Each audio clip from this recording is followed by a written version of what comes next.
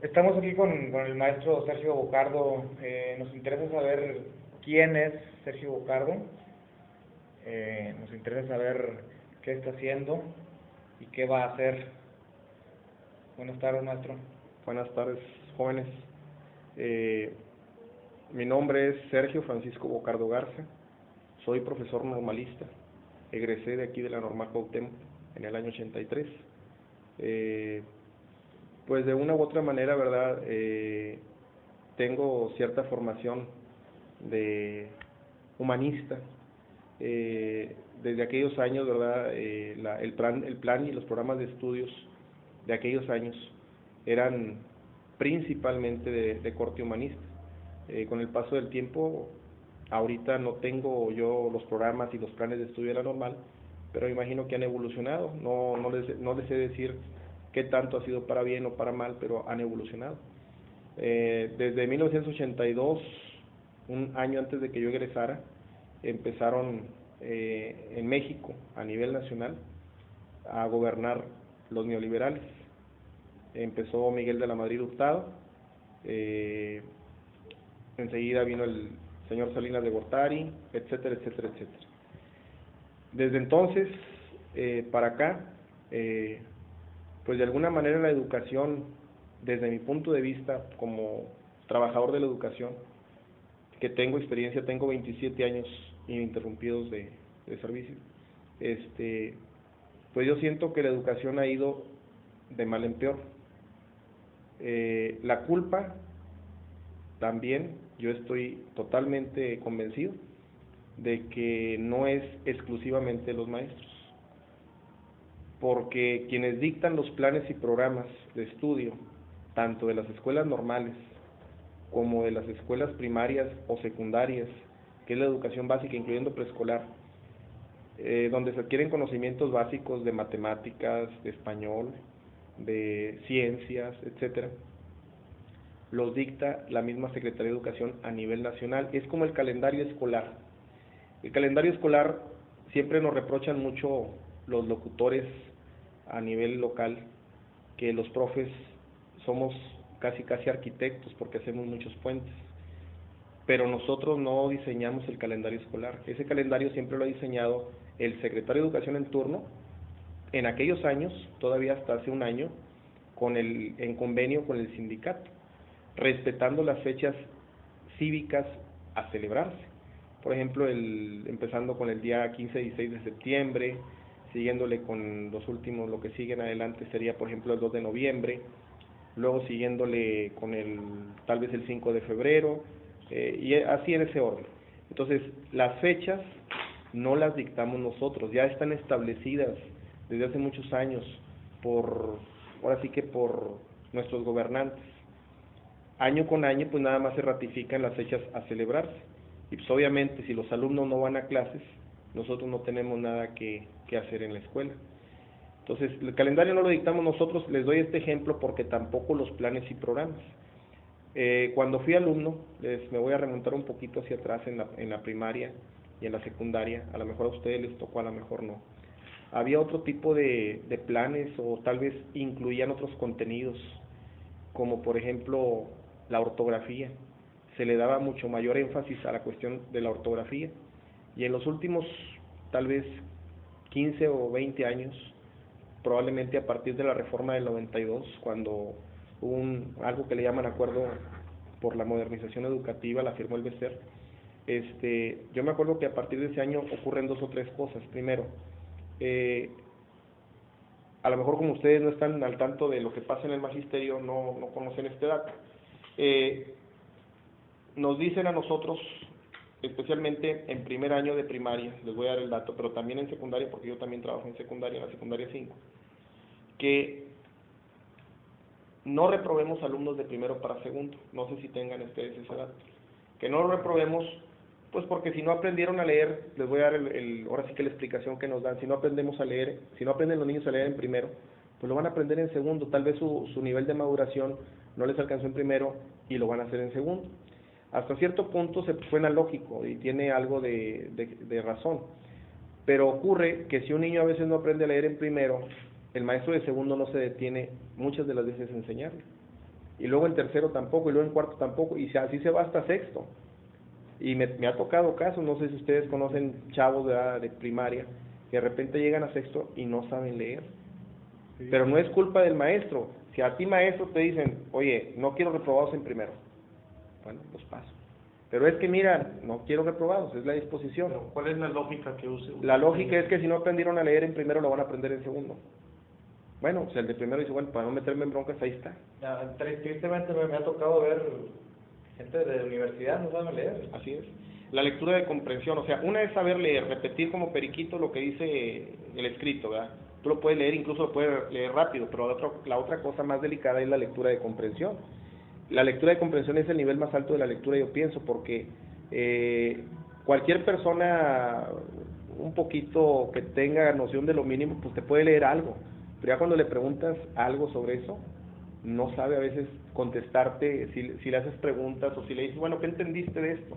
Ahí es donde la puerca tuerce el rabo. Bueno, partiendo de esto, ¿verdad?, de que sí es necesario que existan cambios en el sistema educativo, ¿cuál es su postura sobre la reforma educativa de Enrique Peña Nieto? Déjame nomás terminar con esto. Entonces, dentro de los planes más modernos, dentro de los planes últimos que nos dan, te estoy hablando del 92 con eso de no reprobar. El menor número de reprobados en secundaria también no lo machacaban mucho. Si tienes 10 que son candidatos a reprobar, pues reprueba 5, reprueba 3, porque no puedes reprobar tantos. Luego hay mucha deserción, también te dicen, bueno, está bueno. Entonces ahora en el 2010, 2011, cuando estaba todavía Felipe Calderón al frente de la presidencia de la República y estaba, no estoy seguro si era Josefina Vázquez Mota en educación, salen con la nueva disposición, todavía final del 2012, 2013, apenas ahora en junio, nos dicen no va a haber reprobados, pero ahora sí, en ningún grado. Entonces, si tú te pones a pensar como padre de familia o recuerdas tu infancia como alumno, dices, bueno, a ver, no va a haber reprobados, y entonces de por sí los alumnos o los niños de esta época no tienen esa responsabilidad de meterse a decir, una hora al día o media hora la voy a dedicar para estudiar. Entonces, pues si no los obligas, si ellos no tienen un compromiso de decir, si no estudio voy a reprobar. Pero ahora, a lo mejor muchos niños todavía no saben eso, pero sabiéndolo, y especialmente los de secundaria van a decir, pues hágame lo que quiera, profe, al cabo no me puede reprobar. Entonces, el detalle es que primaria se los pasa a secundaria en las condiciones muy deficientes. Secundaria se los pasa a prepa igual en condiciones muy deficientes porque no tienen buena lectura de comprensión. Te estoy dando un dato de lectura de comprensión. Ortografía están pésimos. Si te fijas, por ejemplo, ahorita en la cuestión de los aparatos y en la comunicación a través del Facebook y del Twitter y de correo electrónico y todo lo que quieras chatear, como le quieras llamar, ¿cómo escriben los muchachos? ¿Cómo te escriben qué, por ejemplo? O te quiero mucho, TQM. O sea, es un lenguaje si quieres nuevo, pero sinceramente no están respetando las reglas de ortografía. ¿Por qué no las respetan? Porque nosotros mismos ya no tenemos concursos de ortografía como había hace unos 30 años todavía. No sé si les tocó a ustedes que se tenían que aprender palabras, 30, por ejemplo, un conjunto de una hoja de 100 palabras. Te las vas a aprender y te vamos a dictar 10 de ahí. Y era un concurso. A lo mejor dicen muchos, es que la memoria no debe, o sea, no debes de dejar todo para la memoria, por ejemplo, por darte el ejemplo de la ortografía. Pero no se trata nada más de que te las aprendas, también es necesario que te aprendas las reglas ortográficas. En el caso de las tablas de multiplicar, son muy necesarias que te las aprendas de memoria porque tú a lo mejor te puedes resolver el problema de división, pero si no sabes las tablas, te va a fallar, vas a hacer bien el procedimiento. Te digo porque soy profe, y yo veo cómo los muchachos a veces te pueden resolver el problema, pero si les hay una tabla, ya lo sacaron mal. Simplemente por actividad mental no lo deben de Entonces, saber. Yo digo que eso es una de las cosas que han venido despreciando, han venido menospreciando la memoria, y es algo que debe de incluirse como parte, por ejemplo, para aprenderse las tablas, ¿verdad? Como aprenderse la cuestión de todo, la cuestión de ortográfica o la ortografía, y lo otro a la vez es la lectura. Entonces, si te das cuenta, en los más recientes planes y programas no se toca o no se dice vamos a retomar la ortografía, por darte un ejemplo, o vamos a retomar también la cuestión memorística, la cuestión de oratoria.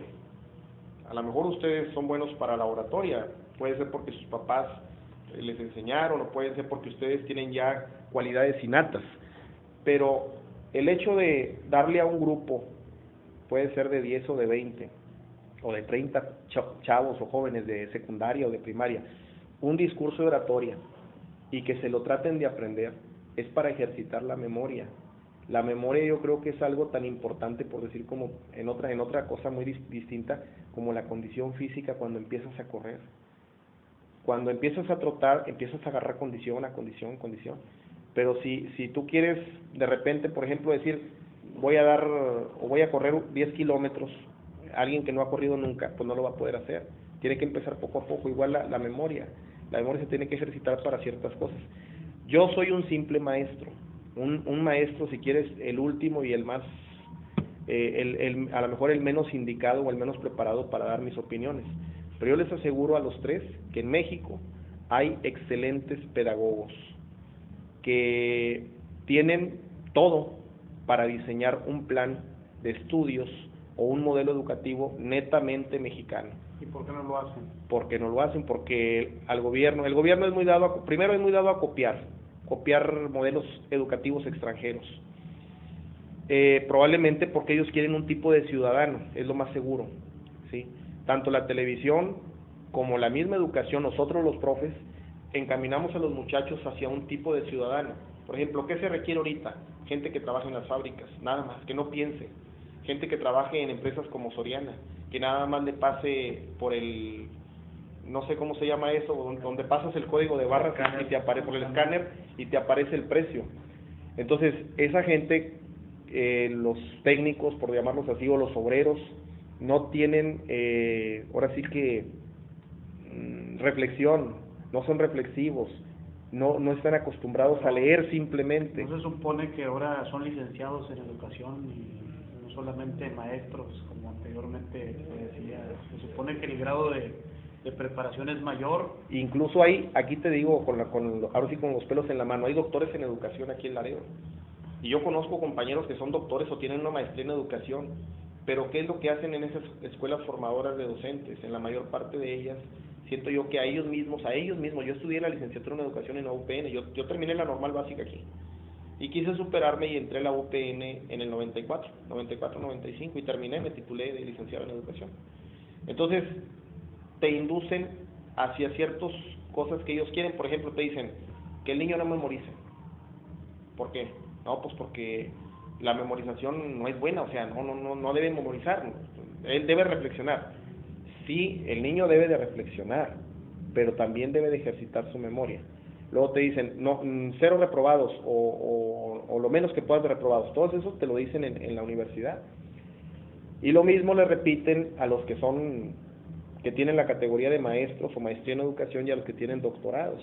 Ahora, vuelvo al punto. Aquí a nivel nacional, yo conozco por lo menos a 2 personas, hay muchos más, o 3 instituciones que pueden diseñar un plan exclusivamente o netamente mexicano.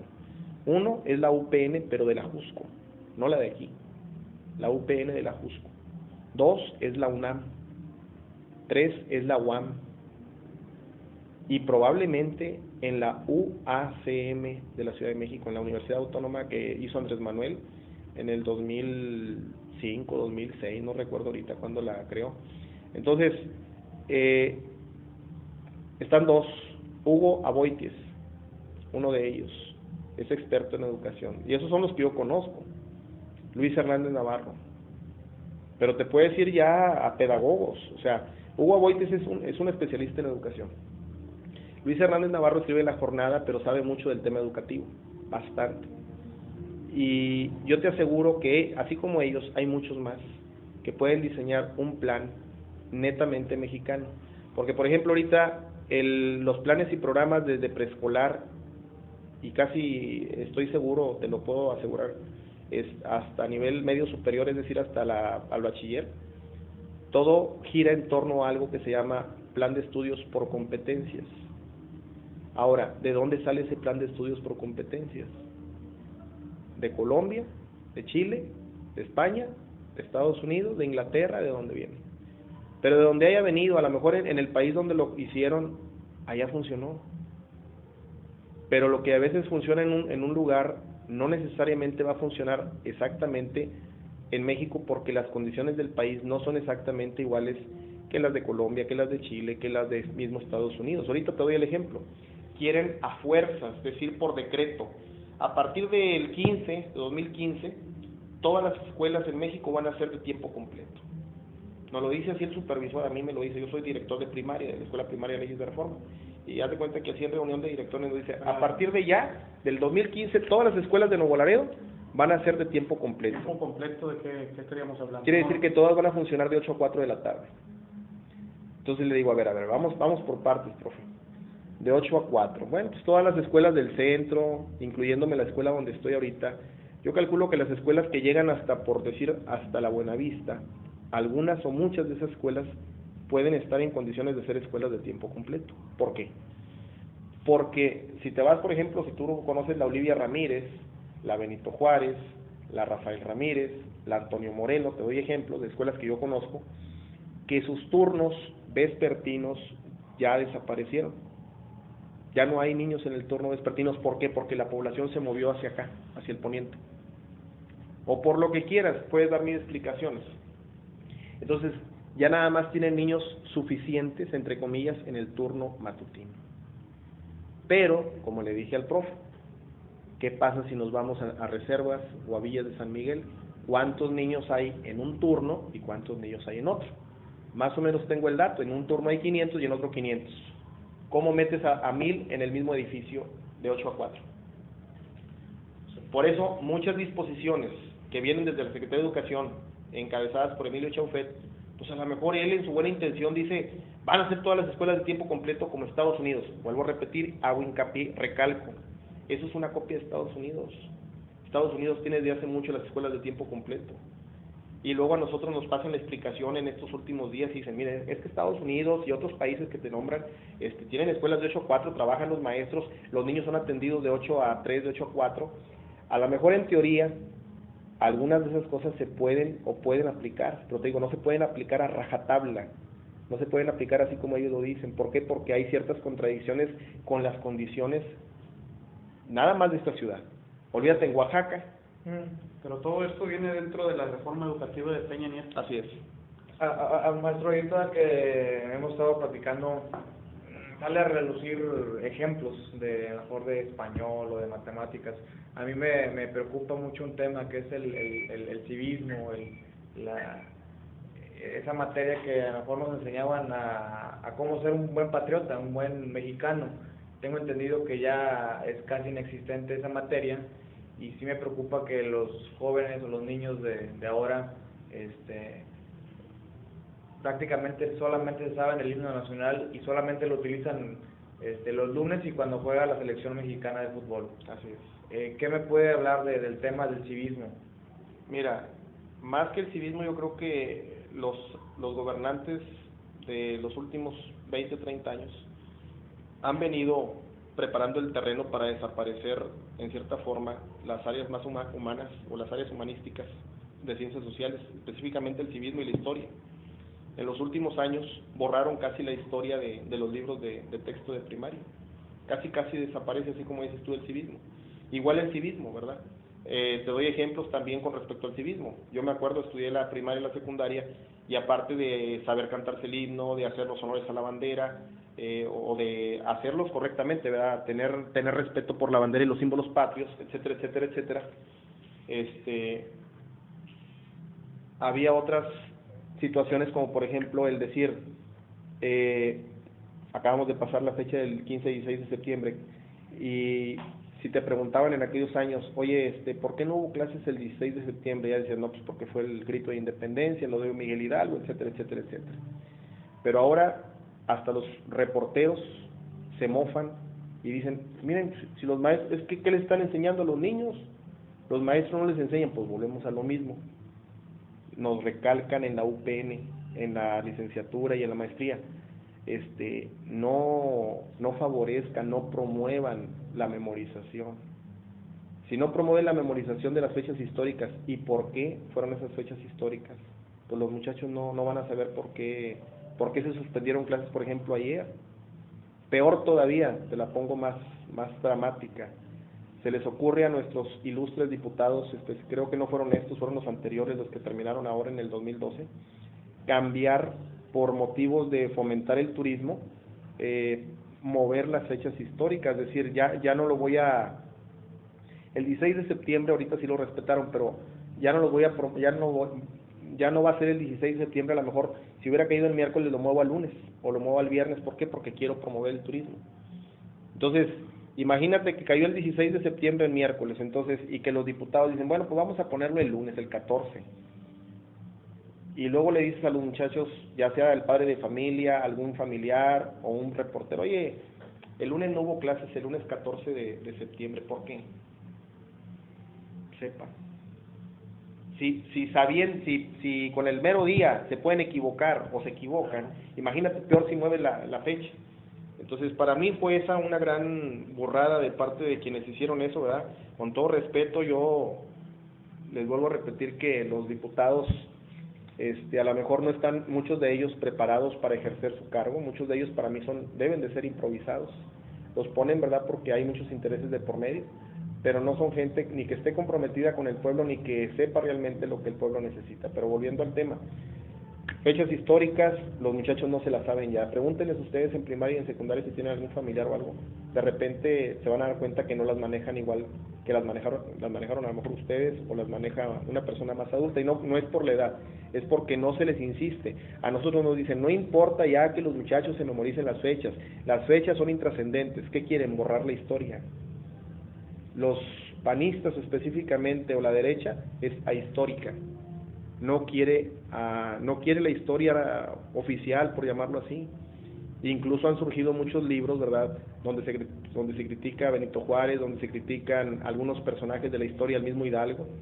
Se le hacen toda una serie de observaciones de que pues tuvo sus errores, ¿verdad?, igual que cualquiera de nosotros, y a lo mejor es cierto, pero lo que quieren ellos es distorsionar la historia, distorsionarla y acomodarla a su modo.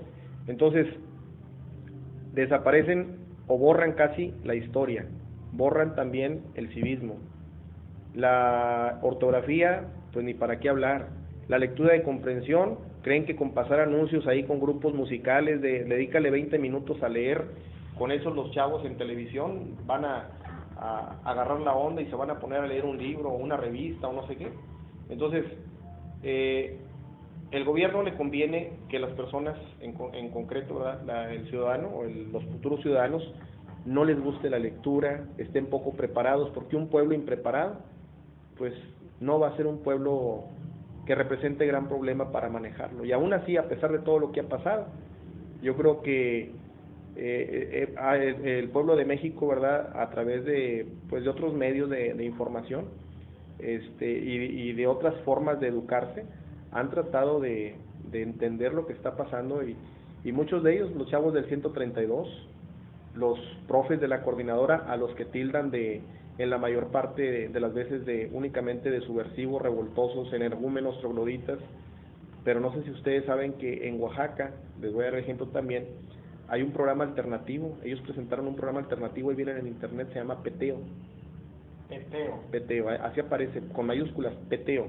No me acuerdo si es Programa de Estudios de los Trabajadores de Educación de Oaxaca. No me acuerdo ahorita, son siglas, Peteo, es como decir ISSSTE, Peteo. Entonces búsquenlo y ahí aparece, es un plan bien estructurado. Porque siempre se les tilda de, son puras críticas los de Oaxaca y Michoacán y Guerrero, no tienen propuestas. Igual Andrés Manuel le dice, no, pues ¿qué propone? Pues Andrés Manuel proponía rebajar los sueldos, por ejemplo, a los altos funcionarios, empezando con el presidente de la República, todos los diputados, senadores, etcétera, etcétera, etcétera, etcétera. Era una forma de ahorrarse dinero y de no cargarle el IVA a los ciudadanos. Pero las gentes de la coordinadora, te digo porque yo conozco gente de ella, son gente bien preparada, más que nosotros. Y no quiero decir que nosotros somos ignorantes, pero son gente muy preparada que los quieren hacer ver como unos energúmenos, como unos salvajes, Cavernícolas. unos cavernícolas. Ahorita a nivel nacional, hablar de maestro, hablar de profe, el pronunciar esas palabras es cuestión de, pues, lo que vienes diciendo, ¿no? De hablar de gente problemática, de gente revoltosa, eso es a nivel nacional. Sí. ¿Qué pasa aquí en Nuevo Laredo? Pues todo esto se viene preparando. Hay una campaña mediática de parte, la promueven los gobiernos, la promovió el gobierno de Fox, pero luego la promovió el gobierno de Calderón. Es una campaña sistemática que va de menos a más, y finalmente ahorita la promueve el gobierno de Peña Nieto. Todos ellos a través principalmente de la televisión, pero también a través de las estaciones de radio y algunas veces hasta de los pseudointelectuales como Aguilar Camín, como Enrique Krauss, como, ¿quién más te diré?, como el mismo Catón, se la pasan criticando a los profes en general y especialmente a los profes de la coordinadora. A nivel local, ustedes dense cuenta, yo me acuerdo que desde que yo estaba en la normal, decía Gálvez, ya van a empezar las vacaciones chiquitas de los maestros. Y todavía no me caía el 20 a mí de lo que hablaba este señor. Se refería a que iban a empezar las vacaciones de julio y agosto. Esas eran las chiquitas, porque él decía que las grandes eran de septiembre a junio. ¿Por qué? Porque prácticamente decía, pues los profes no trabajan. O sea, ese era su punto de vista, ¿verdad? Estoy hablando de 1982. Entonces, ha ido de más a menos, ¿por qué? Hay algo bien sencillo. Principalmente lo primero es que quieren tener un tipo de ciudadanos, un ciudadano a modo, que no proteste, que no reclame, que no pida derechos. Pero por otro lado, quieren privatizar la educación también. Entonces, yo creo que uno de los mayores intereses de quienes nos gobiernan desde por lo menos desde el 2000, no te sé decir si desde 1994, es privatizar la educación. A lo mejor puede sonar un tanto increíble, insólito, pero hacia eso se conduce. ¿De qué manera? Ahorita, por ejemplo, en la misma ley aparece que las escuelas se van a mantener a través de la autogestión. Quiere decir que cada director con sus maestros, pero sobre todo con sus padres de familia, van a tratar de resolver todos los problemas económicos y materiales de la escuela. Te doy ejemplos también. No sé si están enterados que a las escuelas les caen recibos de luz y recibos de agua, sobre todo de luz. Yo los he visto. Ve a Secude, de repente te metes ahí, no me acuerdo si es recursos materiales, pero cada escuela tiene su recibo de luz. Mientras no sobrepases la cantidad que te piden de consumo, no pagas luz ahorita. Hay escuelas que sí están pagando luz. Por ejemplo, si dices, esta escuela, X escuela, tiene derecho a consumir, por decir algo, no sé, una cantidad, 500 kilowatts, no sé si esa es la cantidad, pero consumió 550, entonces te cobran lo que debe de ser. Hay escuelas que han tenido que pagar 10, 12 mil, 15 mil pesos de mi zona escolar. Y hace poco, apenas en junio, una de ellas pagó un recibo de ese tamaño. ¿Y ese dinero sale de dónde? ¿Pues de dónde? De los padres de familia. Pero, ni los maestros, ni el inspector, ni el municipio va a absorber ese gasto. Pero en este momento, digamos, todavía no es todavía legal que se haga, pero se hace. Se hace cuando sobrepasas el consumo. Pero ya hay un recibo para cada escuela, y si tú te acuerdas también, el candidato, el señor Montiel, cuando andaba en campaña, y un poquito antes de esto, él decía que llegando a la presidencia municipal nos informó a muchos de nosotros que iban a cobrar agua en las escuelas. Incluso algunas escuelas creo que ya tienen medidores. Entonces, ¿quién va a pagar el agua? ¿Quién va a pagar la luz? Y todo lo demás, todo lo que se genere, ¿verdad? Yo te puedo asegurar incluso más adelante, ¿quién va a pagar los salarios de los maestros? Los padres de familia. Quieren que todo sea por cooperación. Y los padres de familia no les cae el 20. Ahorita muchos de ellos dicen, pues al cabo son los maestros, a ellos son los que van a fregar. Al cabo ya tuvieron muchos años de conquistas y de privilegios, porque eso es lo que les ha venido sembrando Gálvez, por ejemplo, aquí a nivel local, o Arguijo, o cualquier locutor. Y a nivel nacional, pues el caso más sonado, Loret de Mola, con su película de Panzazo, su documental de Panzazo, que no sé si sabes, está patrocinado por Mexicanos Primero, que dirige Claudio X González. Y Claudio X González es uno de los principales, ¿cómo se puede decir?, asesores consejeros de Televisa. Está en el consejo de Televisa. Pero, bueno, volviendo al tema de la reforma educativa, nos dice, digo, ya entrados en lo que es la reforma educativa, nos dice el gobierno que le dice a los ciudadanos que con esta reforma va a mejorar la educación porque se va a evaluar a los maestros. ¿Cuál es su postura? ¿Cuál es su postura sobre la reforma educativa? ¿Por qué se dice que los maestros no quieren que se les evalúen? Yo te voy a dar un ejemplo también con respecto a la evaluación de los maestros. A lo mejor ustedes conocen maestros tanto en la universidad como en la prepa como en la secundaria. Yo conozco muchos compañeros que ejercen el oficio, la profesión de maestros. Algunos son unos cerebritos, te los voy a describir así. Son unos cerebros, se pueden aprender un libro al revés y al derecho. Y presentan un examen y te lo pasan. Pero vas al aula y no saben dar clase. O sea, no tienen esa facilidad o esa cualidad. Son unos no son pedagogos, digamos, sí, no son pedagogos. Ellos son una especie de ratón de biblioteca, van y se echan un libro y se lo aprenden y lo que le preguntes. Pero cuando va a explicarle al alumno ese profe, muchas veces no tiene los mecanismos para enseñarlo.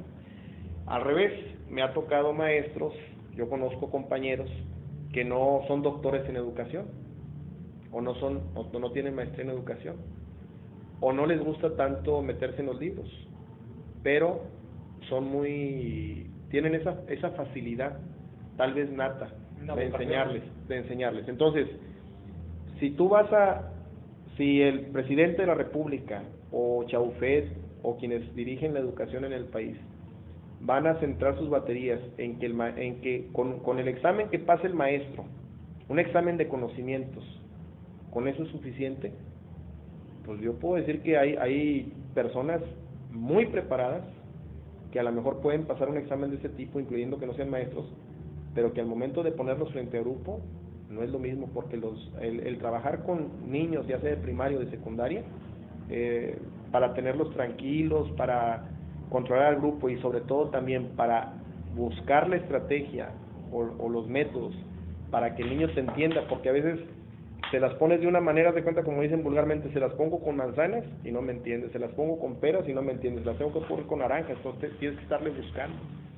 Ahí no es cuestión de conocimientos, ahí es cuestión, por ejemplo, para elevar la calidad de la educación, primero para mí sería hacer una revisión bien detenida de los planes y programas, y te vuelvo a repetir, vuelvo al principio, que los pedagogos o especialistas mexicanos participaran activamente en el diseño de planes y programas, número uno, porque si nos estamos copiando de cualquier país extranjero y queremos implantar o imponer un modelo educativo y pensando que bueno, allá está dando éxito, pero quién sabe si va a llegar aquí, eso es número uno.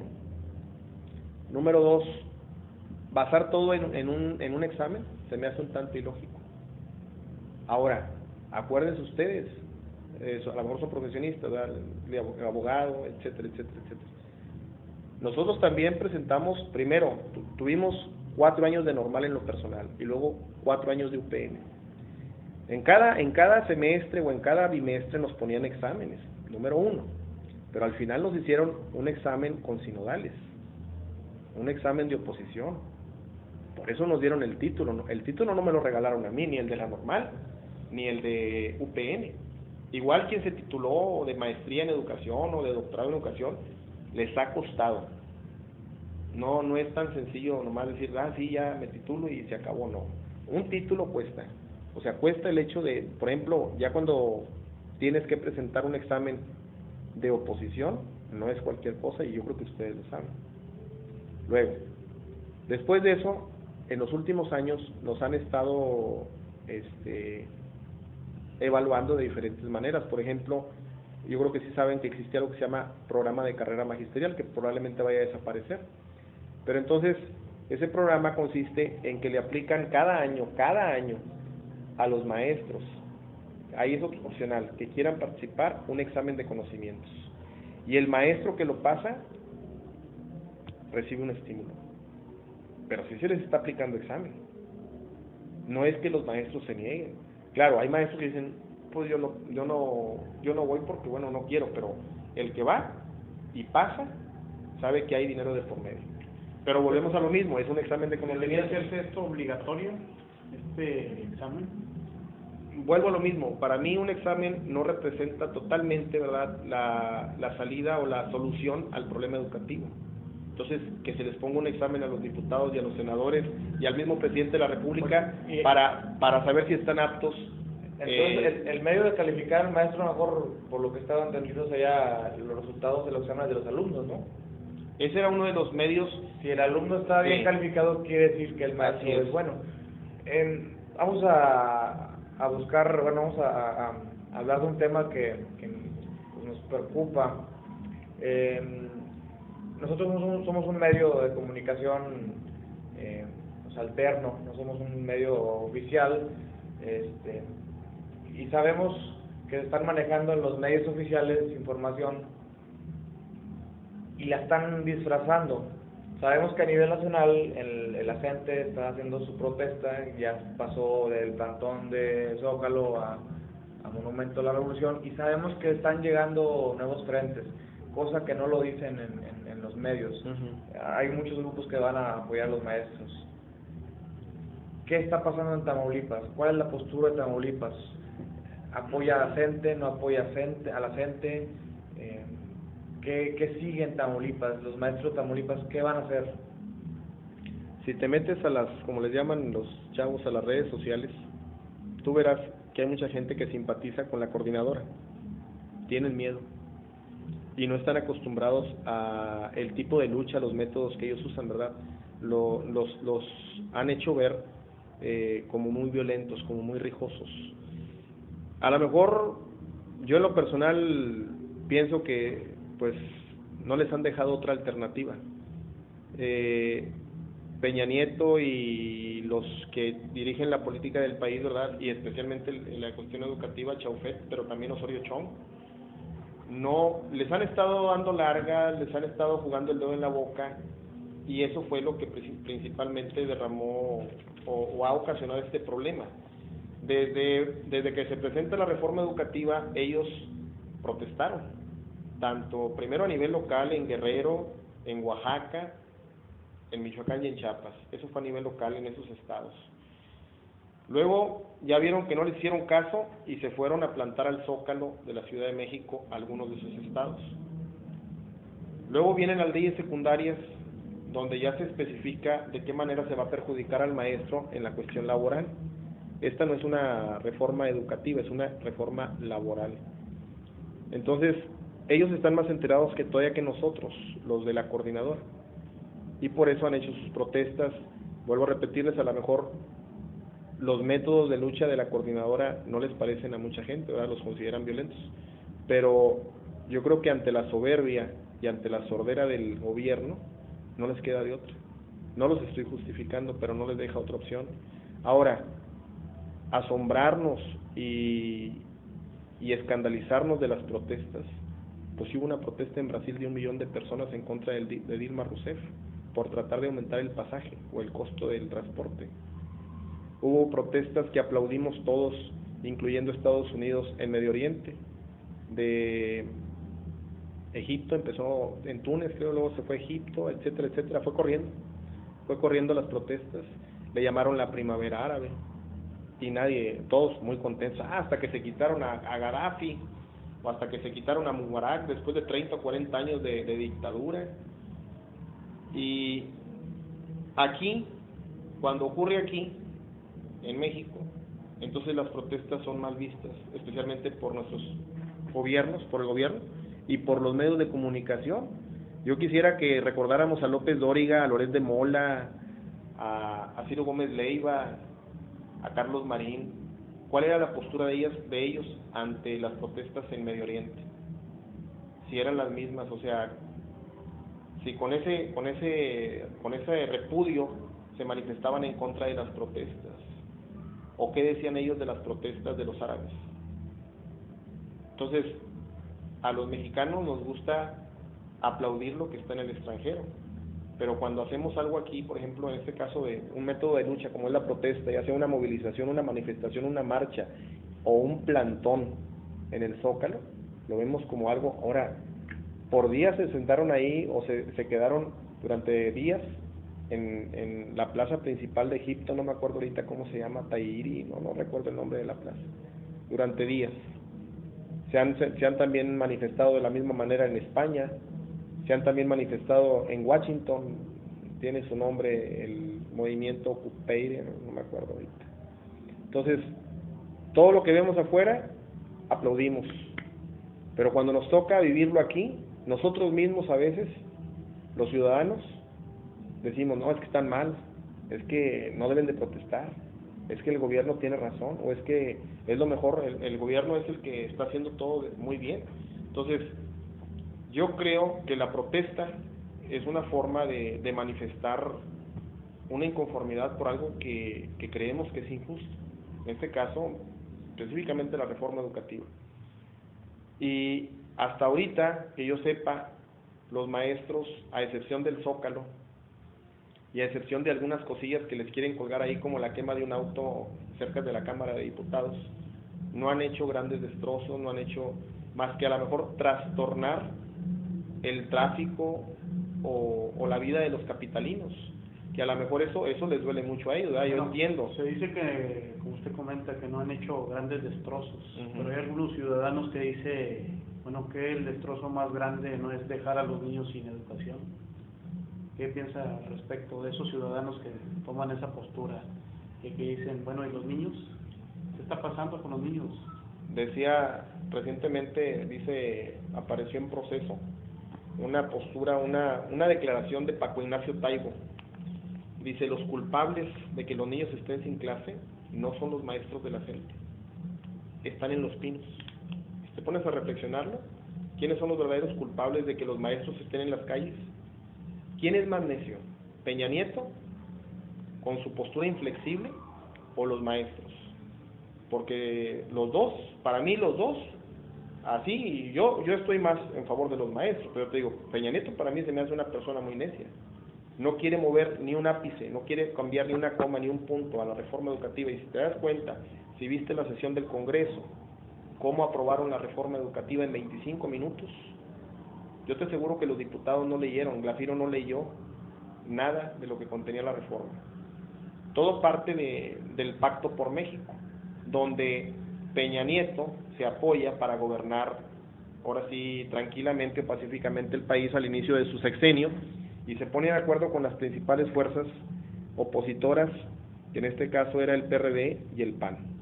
El PRD dominado por los chuchos, que finalmente se vendieron, y el PAN, que pues no le quedó de otra, simplemente son negociadores. Ellos, esa ha sido la manera de ir ganando espacios, incluso la presidencia de la República. La primera gobernatura que ganó el PAN fue precisamente a través de una concertación con Salinas en 1988-89. Entonces, ellos, Peña Nieto, ¿verdad?, firma el Pacto por México, y en el Pacto por México viene la cuestión de la reforma educativa, la reforma laboral, la reforma energética, la reforma fiscal, y los diputados, prácticamente desaparece el poder legislativo, prácticamente el poder legislativo se supedita a lo que dice el Pacto por México. Es decir, Zambrano les ordena, les da consigna a sus diputados, a sus 53 diputados del PRD, y casi me imagino, nomás sale a decir, ustedes no lean, ustedes nomás levanten la mano y se acabó. Igual Madero. Y en el mismo PAN, yo tengo entendido, porque he leído, y en el PRD no se diga, hay diputados que no están de acuerdo con firmar así al vapor las iniciativas. Sin embargo, los mayoritarios se acabó. Entonces, los diputados no están leyendo lo que firman, aprueban al vapor por consigna. Bueno, entonces pensamos que están trabajando para alguien, ¿no? Entonces, así como lo vemos de esa manera de que solamente levantan el brazo sin saber de qué se está hablando, cuál es el daño que se le está haciendo a México mediante estas reformas.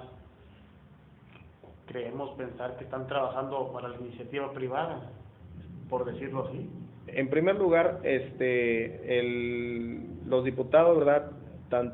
O empiezo con los dirigentes de partido, Zambrano y Madero, nos dan la explicación de que pues es por el bien de México, para dejarnos de pelear, porque es lo que he estado documentándome, que es para que ya no, ahora sí, haz de cuenta, es política de altura.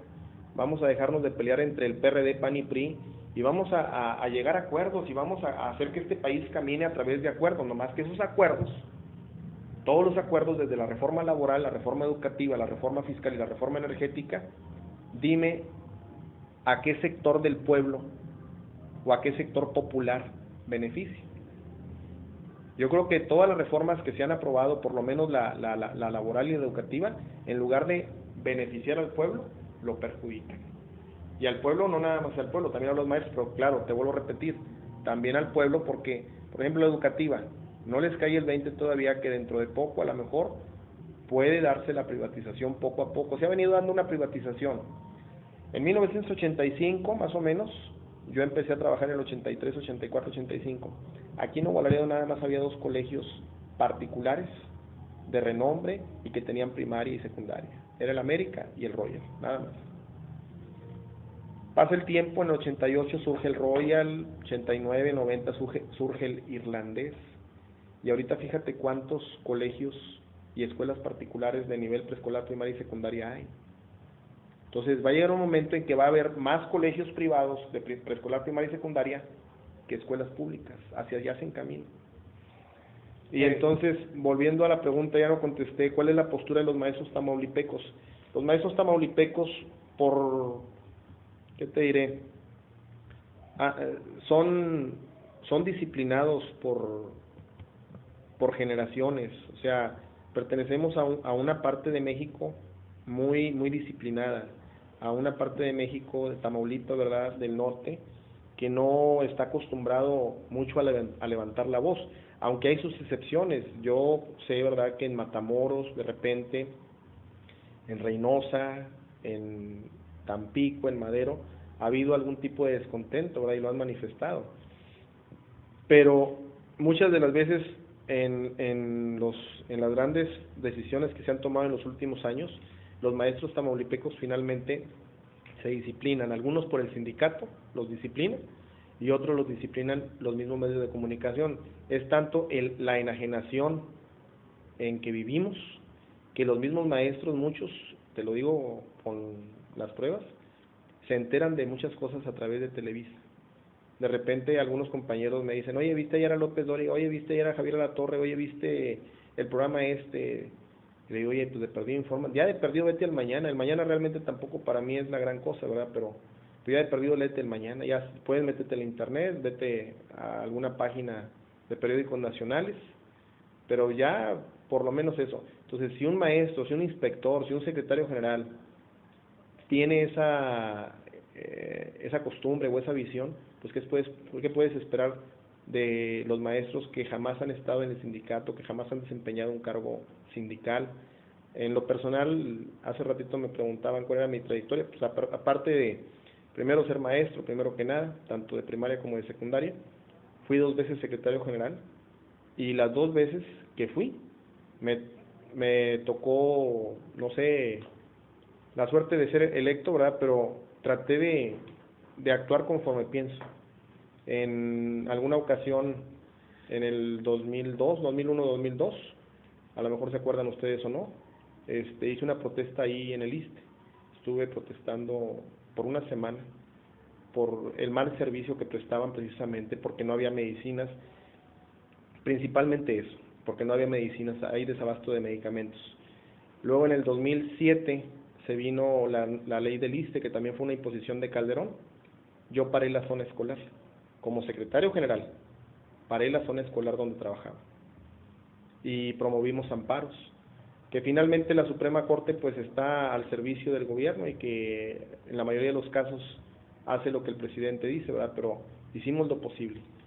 Entonces, aquí en Nuevo Laredo, te digo, me ha tocado ser 2 veces secretario general de primarias, y pues en las ocasiones que he tenido que levantar la voz o que he tenido que salirme del huacal, lo he hecho. Bueno, el pasado 10 de septiembre fue el día 10 que ustedes, los maestros de Nuevo Laredo, hicieron una marcha. ¿Quién lo organizó?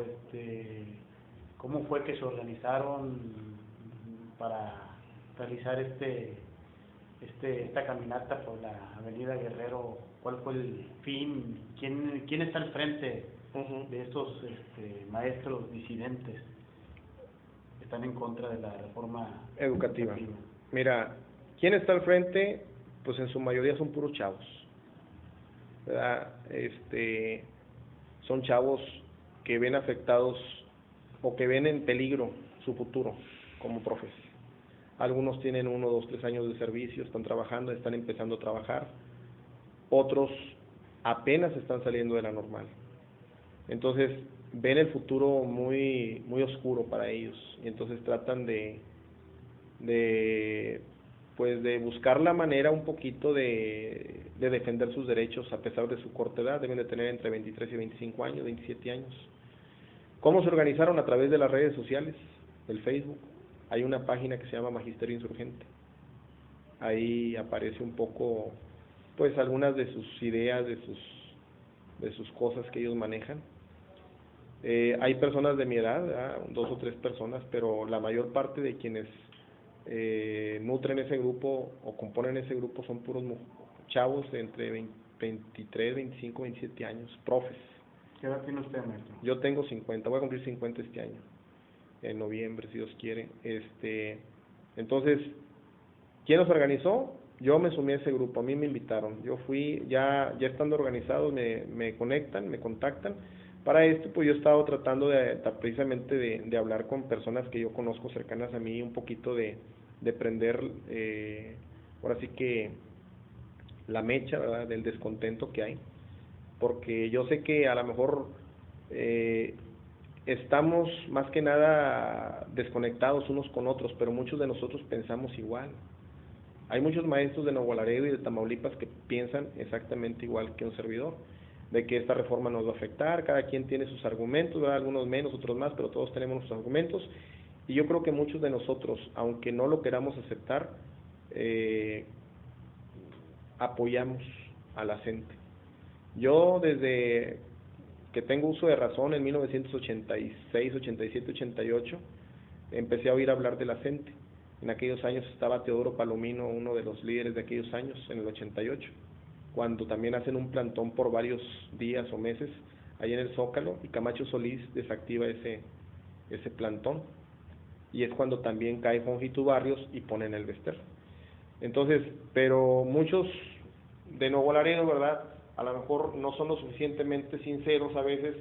Si tú les preguntas, oye, ¿qué opinas de la coordinadora?, o tú apoyas a la coordinadora, pues ahora sí que es como decir, casi en el 68, tú apoyas a los estudiantes de la UNAM o a los estudiantes. O sea, es algo un tanto prohibido, un tanto difícil, ¿verdad?, de aceptar, porque dices, ¿qué consecuencias va a tener el decir que yo apoyo determinada corriente?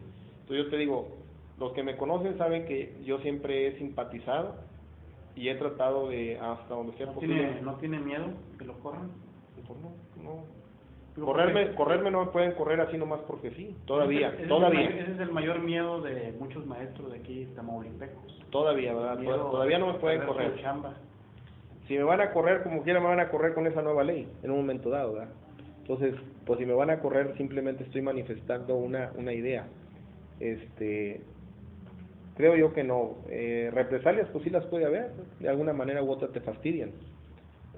Pero pues uno tiene que estar acostumbrado a esto. Te digo, desde el 2001, 2002 me toca ser secretario general, me toca enfrentar ciertas cosas. Luego también en el 2005, 2008 vuelvo a ser secretario general y me toca enfrentar otras cosas, y dentro de esas cosas a veces hay represalias no de golpes, también te soy sincero, no de que me corran, pero de repente te entorpecen ciertas cosas que tú quieres hacer. No es tarde ya, maestro, para que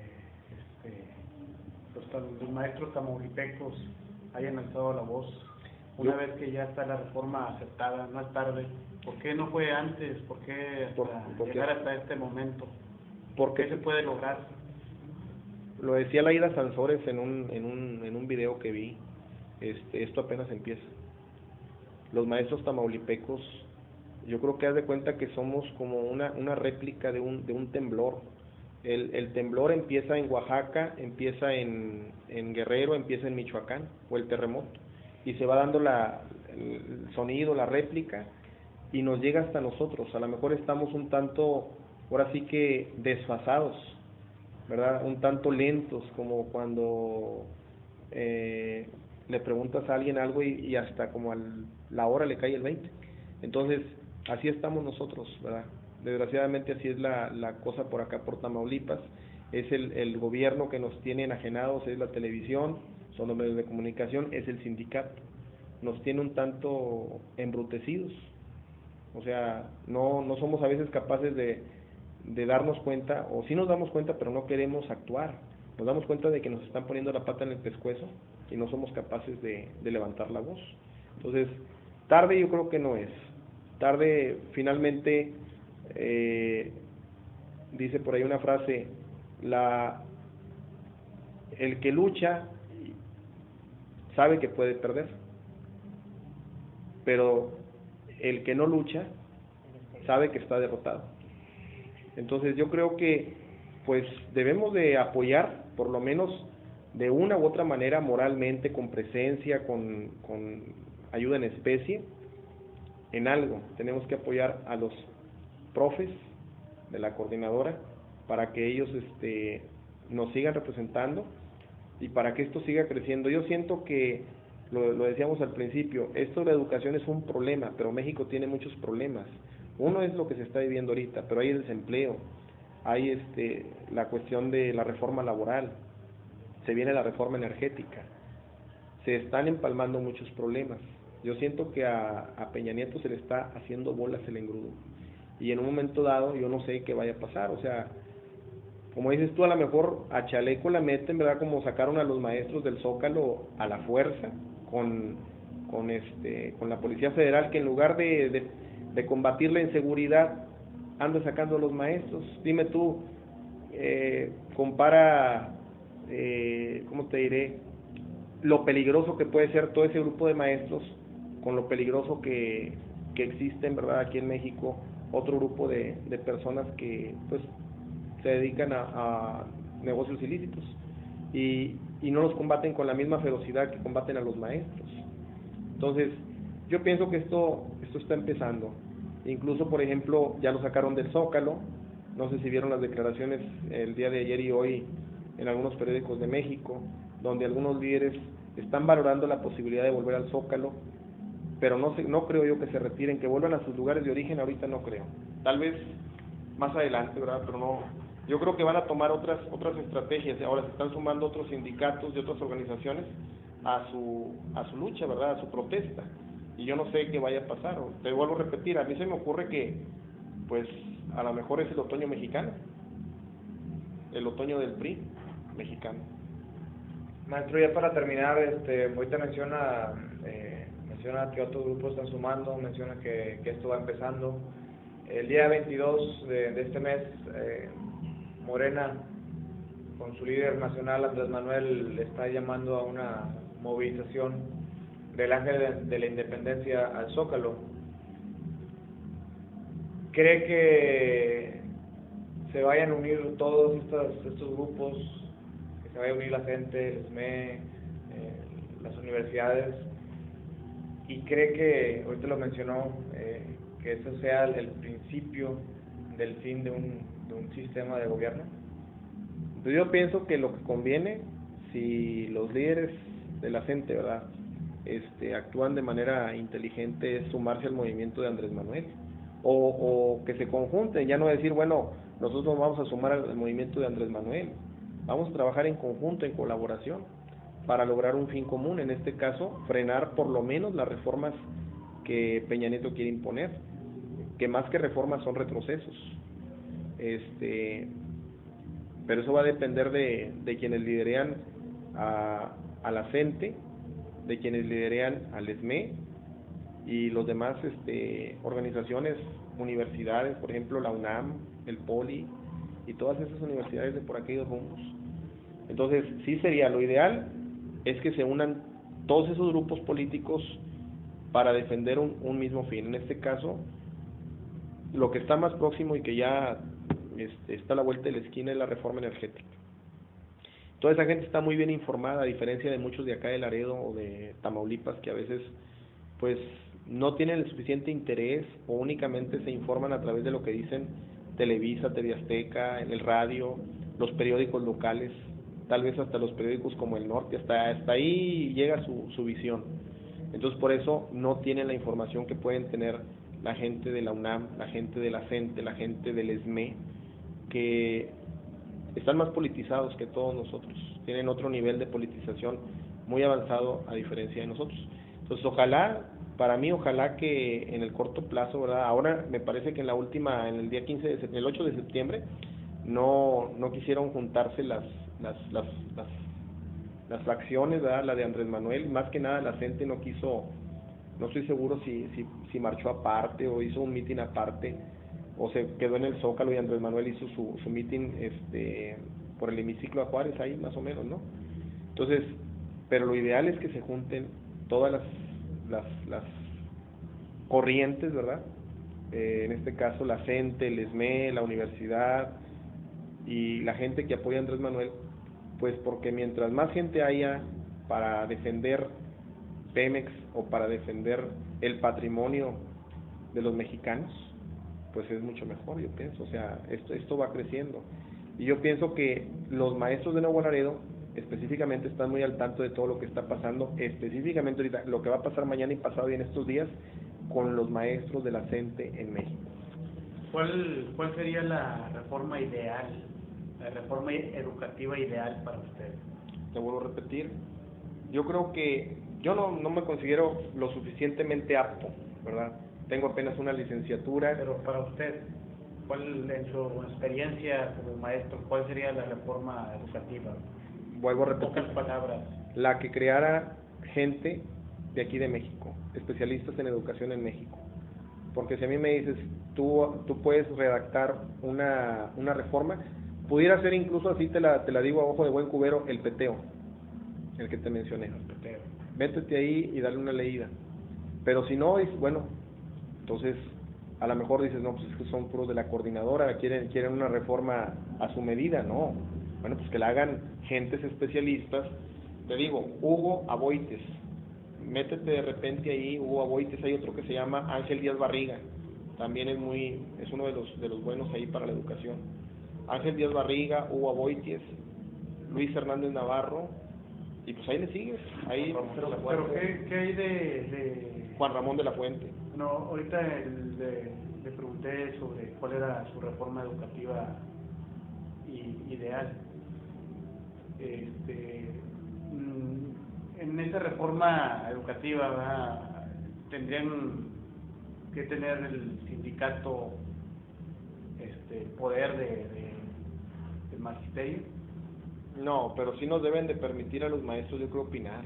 Eso es algo por lo que precisamente hay ahorita conflictos, porque ya hemos visto durante 30 años que todas las reformas que se han dado desde 1982 en adelante, ¿verdad?, no han beneficiado la educación. Yo te lo digo porque yo ya lo he vivido. Vamos de más a menos. Si te acuerdas por ahí, el domingo hacía un comentario, les decía, hasta 1975, 80, 82, cuando un niño o un alumno de primaria se tenía que ir por alguna necesidad a San Antonio, a Dallas, a Houston, a Laredo, Texas, a cursar algún grado de primaria, por ejemplo aquí estaba en cuarto y llegaba allá y lo ponían en quinto, y entonces de repente yo en aquellos años era estudiante de secundaria o de normal, y me encontraba con alguien que pasaba, oye, ¿qué onda? ¿Cómo te va? No, pues me pusieron en el siguiente grado. Ah, chingo, ¿cómo le hiciste o qué? No, dice, porque voy muy avanzado en matemáticas. Y ahora, pues es lo contrario, yo creo que lo bajan. ¿Por qué? Porque las matemáticas nos las bajaron bastante de nivel. Lo que antes aprendían en primero, en segundo, en tercero, se ha ido reduciendo demasiado, pero al máximo. O sea, te enseñan lo mínimo. Por ejemplo, antes, a lo mejor, a lo mejor no le ves tu sentido, pero antes un niño de primaria, cuando salía de primaria, te doy un ejemplo, ¿verdad? Se sabía la raíz cuadrada, se sabía todas las fórmulas para áreas, todas, para volúmenes, sacar perímetros, y muchas cosas, muchos otros temas de matemáticas.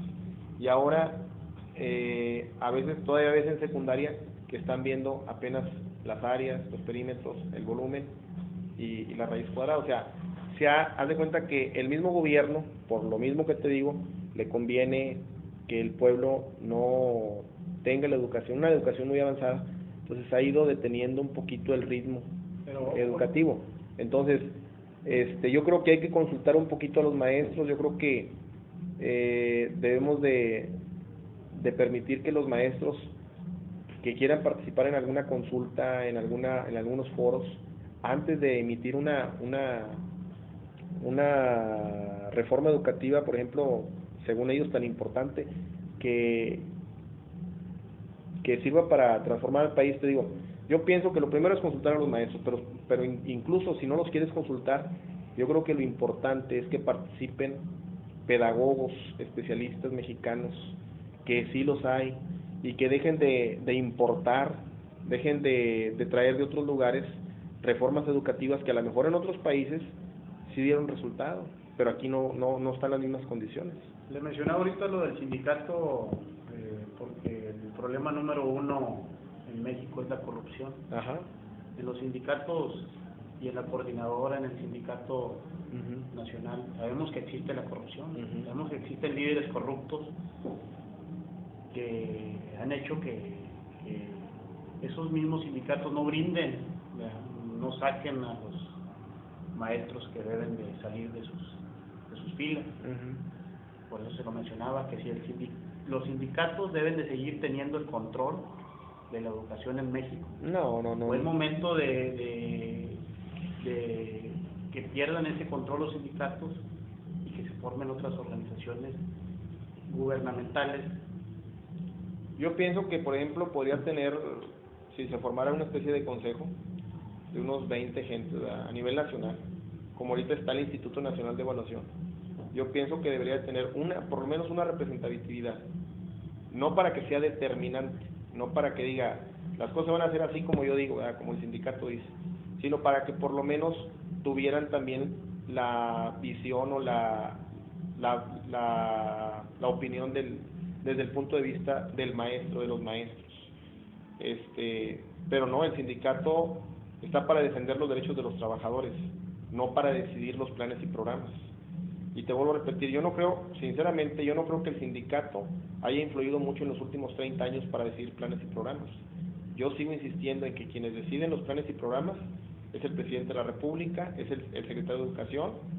A lo mejor le consultan al sindicato, pero por ejemplo, el acuerdo por la calidad educativa que también sacó este señor Calderón, prácticamente es de él y de Josefina Vázquez Mota. Prácticamente nada más le informaron el Bester. Muchas veces el Bester decía, no, es que yo propuse esto, pero era puro show. O sea, ella finalmente acataba lo que le decía Calderón. Casi todos los líderes, yéndonos a 1940-43, cuando se funda el sindicato, todos los líderes nacionales han sido impuestos por el presidente en turno. No me acuerdo de antes del 70, pero del 70 para acá estuvo Jóngitu, a él lo puso Echeverría. Después de Jóngitu duró como 18 años, terminó como entre el 88 y 89, al siguiente lo puso Salinas, que fue el Bester. Y ahorita, al que acaban de dejar ahorita a cargo del Sindicato Nacional, es a Juan Díaz de la Torre. Y a Juan Díaz de la Torre lo puso Peña Nieto, y si menos lo quieres, bueno, lo puso Osorio Chong, pero por lo menos lo puso Osorio Chong. Yo pienso que Peña Nieto tuvo que ver. Ahora, tú hablas de que en todas partes hay corrupción. Pues probablemente sí, ¿verdad? Pero yo pienso que una de las expresiones más puras, más genuinas y menos vendidas y menos corruptas del sindicato es la coordinadora. Porque, por ejemplo, aquí en Tamaulipas, no sé si han oído hablar de algo que le llaman nuevo sindicalismo. Es una corriente. Esa corriente sí está podrida. Es una corriente comparsa del gobierno estatal en turno. Si ustedes oyen hablar a sus líderes, hijos, se quedan pasmados, o sea, estos güeyes sí, pero finalmente se venden, finalmente se corrompen. Ellos buscan puestos, buscan huesos en victoria y es lo que quieren. Entonces, la coordinadora viene siendo una especie de... Antes de la coordinadora hubo otro movimiento que le llamaron Movimiento Revolucionario Magisterial, luego surge la coordinadora en el 79. Y una de las cosas que pedía la coordinadora, y yo creo que sigue pidiendo, es la democratización del sindicato. Mientras no exista democratización del sindicato, no podemos avanzar mucho a lo que dices tú, o sea, hay corrupción. ¿Por qué? Porque un líder como Juan Díaz o como lo fue el Bester se perpetúan en el poder. Y cuando una persona o un grupo de personas se perpetúan por 10 o 15 años, en lugar de beneficiar, provocan problemas. Entonces, la coordinadora, si te pones a leer por ahí, te digo, a lo mejor tiene sus detalles, ¿verdad? Pero no sé si sabes tú que los miembros de la coordinadora, una persona que llega a ser secretario general, dura 4 años o 3 años a nivel estado, por ejemplo en Michoacán, y no puede volver a ser jamás secretario general. Se cambia, y hasta donde yo sé, te digo, se cambia. Haz de cuenta, el comité ejecutivo de la sección de Michoacán se elige, y luego en el siguiente periodo, 3 años o 4 años después, se eligen otros, pero totalmente diferentes. Y por ejemplo aquí en Tamaulipas, no. Aquí en Tamaulipas son 30 personas las que conforman el comité ejecutivo de la sección 30, y lo que hacen nomás es cambiarse de puestos. El que está aquí se va para acá, el que está acá se va para acá, el que está acá se va para acá, y nomás están cambiando de puestos. Entonces, en la coordinadora tienen eso, y ahora ellos han estado pidiendo desde siempre que el secretario general de todo México, de los maestros, sea electo de manera abierta o democrática. Y pues básicamente eran 3 o 4 estados, 5 estados, era Michoacán, Guerrero, Oaxaca, Chiapas, de repente se les pegaba Tabasco, Veracruz, Quintana Roo, pero ahorita ya se está extendiendo hacia todo el país. Entonces, por ejemplo, el hecho de Juan Díaz de la Torre, lo eligen como secretario general. ¿Quién lo eligió? ¿Qué secretarios generales de todo el país participaron?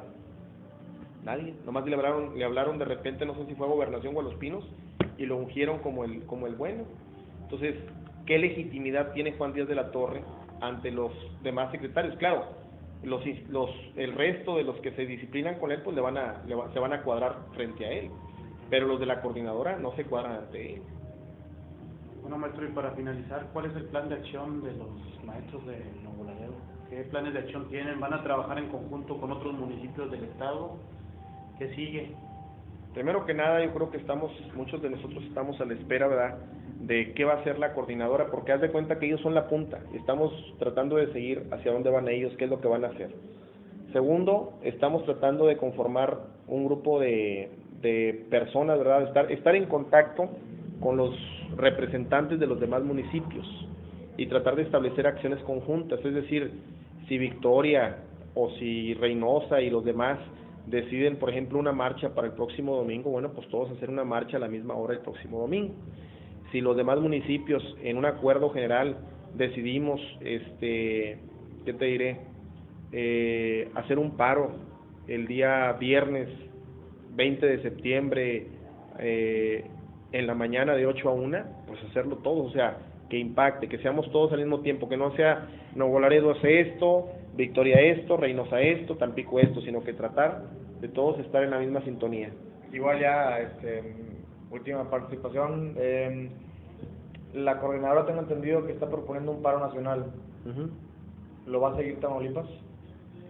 Depende lo que resolvamos, te digo, con los de Victoria, con los demás municipios.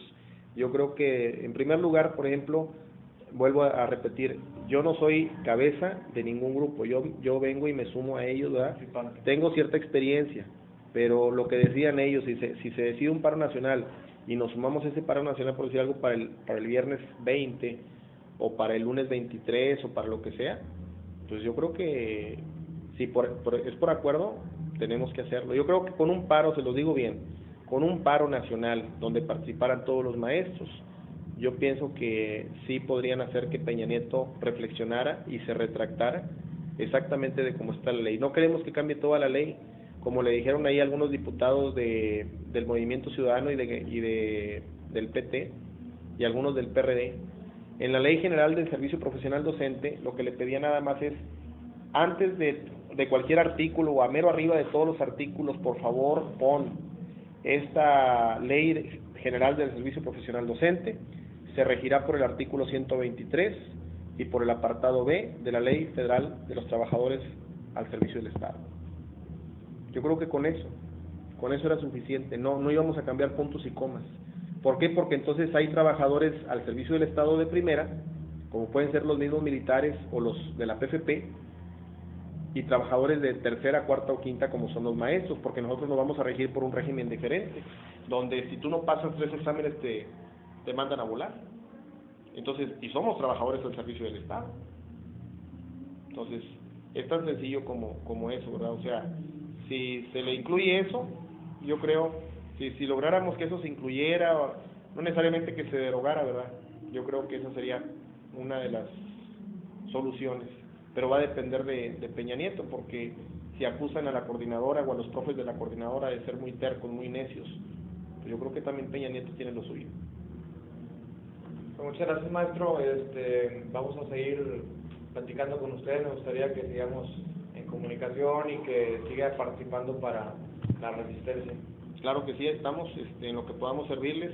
Les debo repetir, yo no soy un experto, ¿verdad?, en el tema educativo, pero pues lo poquito que sé es lo que he aprendido a través de estos 27 años de servicio, y pues también de que me doy a la tarea, ¿verdad?, de enterarme de lo que sucede en el país a través de otros medios y no necesariamente los medios tradicionales como es la televisión o como son los periódicos un poquito más identificados con el gobierno.